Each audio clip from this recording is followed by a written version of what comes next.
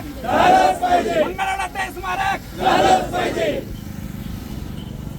यानंतर रॅलीमध्ये आलेले आदरणीय पाटील सर हे आभार व्यक्त करणार आहेत, तर त्यांनी समोर यायचं आहे। पाटील सर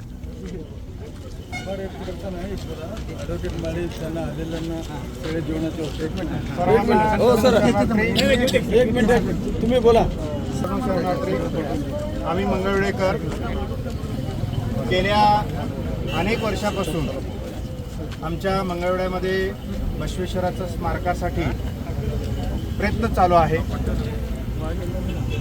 त्या प्रयत्नातून बऱ्याच दिवसातून आम्हाला असं निदर्शन आलं की निधी मंजूर झालेला आहे, जागा मंजूर झालेला आहे, अशा पद्धतीनं आश्वासनं मिळालं।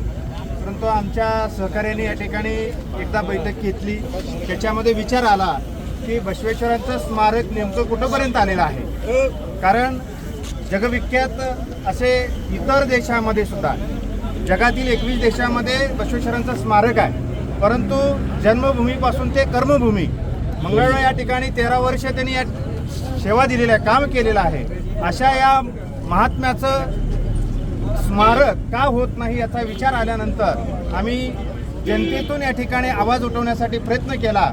त्यामुळं या आमचे सर्व सहकारी बसवभक्त असतील, त्यांनी ठरवलं की आपण 4 तारखेला संध्याकाळी बसवण बागेवाडी या ठिकाणी जायचं आणि तिथून सकाळी पहाटे 5 वाजता आम्ही निघालो की बसवज्योत घेऊन, आणि इथून खरी या ठिकाणी स्मारकाची सुरुवात झालेली आहे।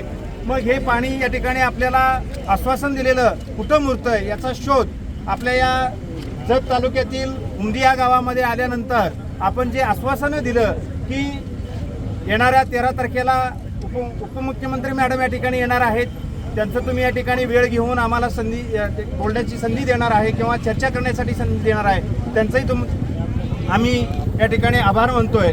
की वस्तुस्थिती असं आहे की जी कर्मभूमी बसवेश्वरांची कर्मभूमी आहे, त्या ठिकाणी जर मोठ्या प्रमाणात आपलं स्मारक झाल्यास त्याचा विकास होणार आहे, रोजगार मिळणार आहे।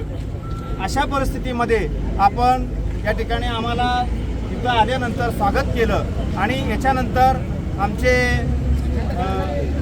सहकारी आहे किंवा आमचे गुरुवर्य माळी सर आहेत, माळी वकील साहेब आहेत, त्यांच्या या ठिकाणी घरी आमच्या सर्वांचं भोजनाची व्यवस्था केली, त्याबद्दल त्यांचंही या ठिकाणी मी काय करतो, या ठिकाणी मी आभार मानतो आणि थांबतो। धन्यवाद।